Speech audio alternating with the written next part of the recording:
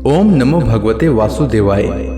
भगवान बृहस्पति देव की पूजा अर्चना के लिए बृहस्पतिवार को व्रत करके बृहस्पतिवार व्रत की कथा का श्रवण करना चाहिए।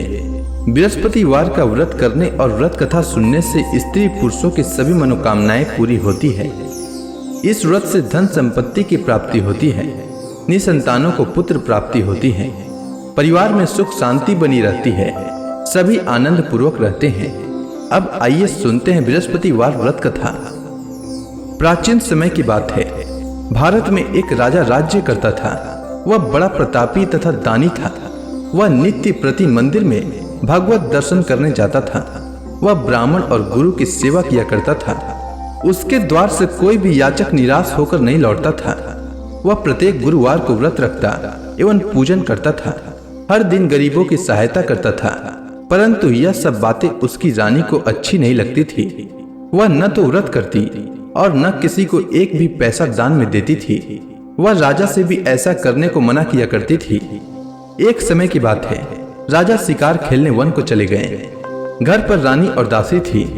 उस समय गुरु बृहस्पति साधु का रूप धारण कर राजा के दरवाजे पर भिक्षा मांगने आए। साधु ने रानी से भिक्षा मांगी तो वह कहने लगी, हे साधु महाराज, मैं इस दान और पुण्य से तंग आ चुकी हूँ। इस कार्य के लिए तो मेरे पति देव ही बहुत हैं। अब आप ऐसी कृपा करें कि सारा धन नष्ट हो जाए तथा मैं आराम से रह सकूं। साधु रूपी बृहस्पति देव ने कहा, हे देवी, तुम बड़ी विचित्र हो। संतान और धन से कोई दुखी नहीं होता है, इसको सभी चाहते हैं। पापी भी पुत्र और धन की इच्छा करता है। अगर तुम्हारे पास धन अधिक है तो भूखे मनुष्यों को भोजन कराओ, प्याऊ लगाओ, ब्राह्मणों को दान दो, धर्मशालाएं बनवाओ, कुआं, तालाब, बावड़ी, बाग, बगीचे आदि का निर्माण कराओ तथा निर्धनों की कुंवारी कन्याओं का विवाह कराओ, साथ ही यज्ञ आदि करो। इस प्रकार के कर्मों से आपके कुल का और आपका नाम परलोक में सार्थक होगा एवं स्वर्ग की प्राप्ति होगी। परंतु रानी साधु की इन बातों से खुश नहीं हुई। उसने कहा, हे साधु महाराज, मुझे ऐसे धन की आवश्यकता नहीं जिसको मैं अन्य लोगों को दान दूं तथा जिसको रखने और संभालने में ही मेरा सारा समय नष्ट हो जाए। साधु ने कहा, हे देवी, यदि तुम्हारी ऐसी इच्छा है तो जैसा मैं तुम्हें बताता हूँ तुम वैसा ही करना। बृहस्पतिवार के दिन घर को गोबर से लिपना, अपने केसों को पीली मिट्टी से धोना, केसों को धोते समय स्नान करना, राजा से कहना वह हजामत करवाए, भोजन में मांस मदिरा खाना, कपड़ा धोबी के यहाँ धुलने देना। इस प्रकार 7 बृहस्पतिवार करने से तुम्हारा धन नष्ट हो जाएगा। यह कहकर साधु महाराज रूपी बृहस्पति देव अंतर ध्यान हो गए। रानी ने साधु के कहने के अनुसार 7 बृहस्पतिवार तक वैसा ही करने का विचार किया। साधु के बताए अनुसार कार्य करते हुए केवल 3 बृहस्पतिवार ही बीते थे कि उसकी समस्त धन संपत्ति नष्ट हो गई। भोजन के लिए दोनों समय परिवार तरसने लगा तथा सांसारिक भोगों से दुखी रहने लगा। तब वह राजा रानी से कहने लगा कि हे रानी, तुम यहाँ पर रहो, मैं दूसरे देश को जाता हूँ, क्योंकि यहाँ पर मुझे सभी मनुष्य जानते हैं, इसलिए मैं यहाँ कोई कार्य नहीं कर सकता। मैं अब परदेश जा रहा हूँ, वहाँ कोई काम धंधा करूंगा, शायद हमारे भाग्य बदल जाए। ऐसा कहकर राजा परदेश चला गया। वह वहाँ जंगल से लकड़ी काट कर लाता और शहर में बेचता। इस तरह जीवन व्यतीत करने लगा। इधर राजा के बिना रानी और दासियां दुखी रहने लगी। किसी दिन भोजन मिलता और किसी दिन जल पीकर ही रह जाती। एक समय रानी और दासियों को 7 दिन बिना भोजन के व्यतीत करना पड़ा। तो रानी ने अपने दासी से कहा, हे दासी, यहाँ पास के ही नगर में मेरी बहन रहती है। वह बड़ी धनवान है, तू उसके पास जा और वहां से 5 सेर बेझर मांग कर ले आ, जिससे कुछ समय के लिए गुजर हो जाए। दासी रानी की बहन के पास गई। रानी की बहन उस समय पूजा कर रही थी। बृहस्पतिवार का दिन था। दासी ने रानी की बहन से कहा, हे रानी, मुझे आपकी बहन ने भेजा है, मुझे 5 सेर बेझर दे दो। दासी ने यह बात अनेक बार कही, परंतु रानी की बहन ने कोई उत्तर नहीं दिया, क्योंकि वह उस समय बृहस्पतिवार की कथा सुन रही थी। जब दासी को रानी की बहन से कोई उत्तर नहीं मिला तो वह बहुत दुखी हुई। उसे क्रोध भी आया। वह लौटकर रानी से बोली, हे रानी, आपकी बहन बहुत ही धनी स्त्री है। वह छोटे लोगों से बात भी नहीं करती। मैंने उससे कहा तो उसने कोई उत्तर नहीं दिया। मैं वापस चली आई। रानी बोली, हे दासी, इसमें उसका कोई दोष नहीं है। जब बुरे दिन आते हैं तब कोई सहारा नहीं देता। अच्छे बुरे का पता विपत्ति में ही लगता है। जो ईश्वर की इच्छा होगी वही होगा। यह सब हमारे भाग्य का दोष है। उधर रानी की बहन ने सोचा कि मेरी बहन की दासी आई थी, परंतु मैं उससे नहीं बोली। इससे वह बहुत दुखी हुई होगी। अतः कथा सुन और भगवान विष्णु का पूजन समाप्त कर वह अपनी बहन के घर आई और कहने लगी, हे बहन, मैं बृहस्पतिवार का व्रत कर रही थी। तुम्हारी दासी हमारे घर आई थी, परंतु जब तक कथा होती है तब तक हम लोग न उठते हैं और न बोलते हैं, इसलिए मैं नहीं बोली। कहो दासी क्यों आई थी? रानी बोली, बहन, हमारे घर अनाज नहीं था। वैसे तुमसे कोई बात छिपी नहीं है। इस कारण मैंने दासी को तुम्हारे पास 5 सेर भेजर लेने के लिए भेजा था। रानी की बहन बोली, बहन देखो, बृहस्पति भगवान सबकी मनोकामना पूर्ण करते हैं। देखो, शायद तुम्हारे घर में अनाज रखा हो। यह सुनकर दासी घर के अंदर गई तो वहां उसे एक घड़ा बेझर का भरा मिल गया। उसे बड़ी हैरानी हुई क्योंकि उसने एक एक बर्तन देख लिया था। उसने बाहर आकर रानी को बताया। दासी अपनी रानी से कहने लगी, हे रानी, देखो, वैसे हमको जब अन्न नहीं मिलता तो हम रोज ही व्रत करते हैं। अगर इनसे व्रत की विधि और कथा पूछ ली जाए तो उसे हम भी किया करेंगे।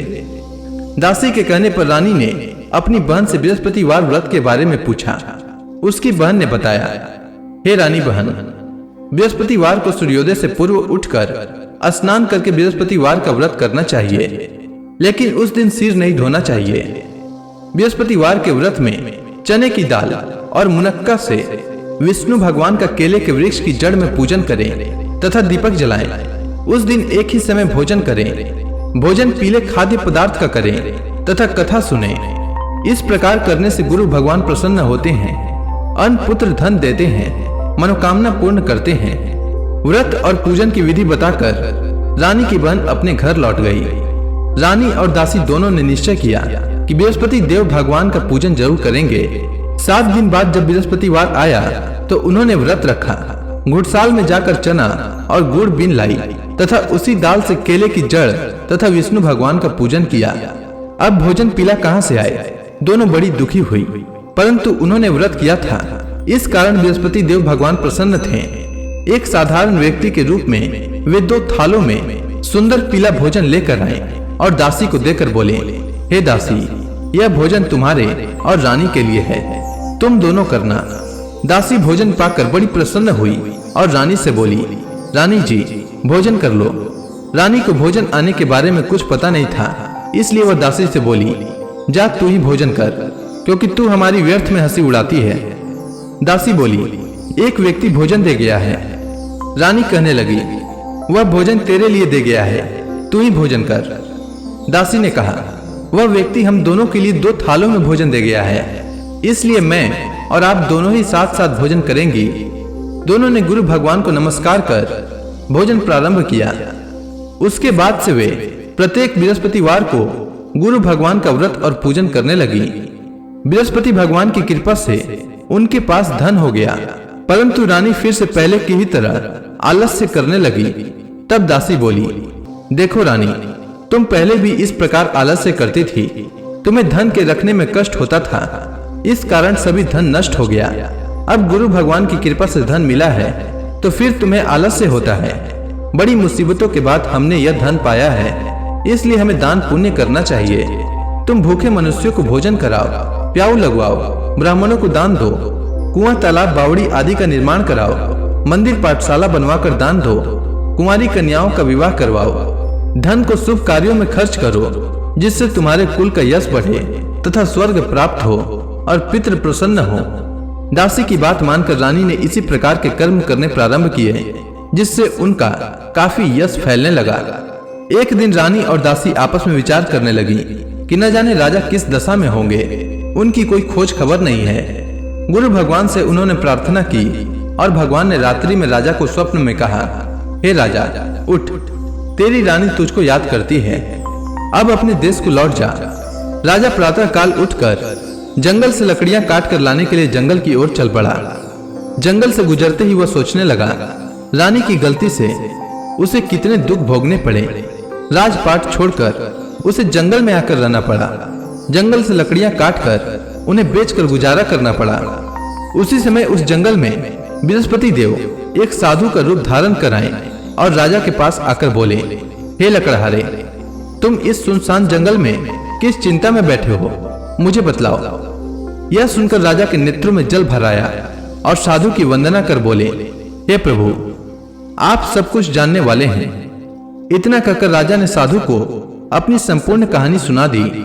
महात्मा दयालु होते हैं। वे राजा से बोले, हे राजा, तुम्हारी पत्नी ने बृहस्पति देव के प्रति अपराध किया था, जिसके कारण तुम्हारी यह दशा हुई है। अब तुम किसी प्रकार की चिंता मत करो, भगवान तुम्हें पहले से अधिक धन देंगे। देखो, तुम्हारी पत्नी ने बृहस्पतिवार का व्रत प्रारंभ कर दिया है। अब तुम भी बृहस्पतिवार का व्रत करके चने की दाल व गुड़ जल के लोटे में डालकर केले का पूजन करो, फिर कथा सुनो। भगवान तुम्हारी सब मनोकामनाओं को पूर्ण करेंगे। साधु को प्रसन्न देखकर राजा बोला, हे प्रभु, मुझे लकड़ी बेचकर इतना पैसा भी नहीं बचता जिससे भोजन करने के उपरांत कुछ बचा सकूं। मैंने रात्रि में अपनी रानी को व्याकुल देखा है। मेरे पास कोई साधन नहीं जिससे समाचार जान सकूं। फिर मैं बृहस्पति देव की क्या कहानी सुनूं? मुझको तो कुछ भी मालूम नहीं है। साधु ने कहा, हे राजा, तुम किसी बात की चिंता मत करो। बृहस्पतिवार के दिन तुम रोजाना की तरह लकड़ियां लेकर शहर में जाओ। तुम्हें रोज से 2 गुना धन प्राप्त होगा, जिससे तुम भली भांति भोजन कर लोगे तथा बृहस्पति देव की पूजा का सामान भी आ जाएगा। इसके बाद राजा ने साधु के कहे अनुसार बृहस्पतिवार का व्रत किया। बृहस्पतिवार का व्रत करने से राजा के दिन सुधर गए। इसके बाद वह अपनी रानी के पास गया और फिर दोनों आनंद से जीवन यापन करने लगे। इसलिए सुख समृद्धि की कामना करने वाले मनुष्यों को बृहस्पतिवार का व्रत करना चाहिए और बृहस्पति देव की पूजा करनी चाहिए। साथ ही बृहस्पतिवार व्रत की कथा सुनना चाहिए। तो प्रेम से बोलिए विष्णु भगवान की जय, बृहस्पति देव की जय, समस्त देवी देवताओं की जय।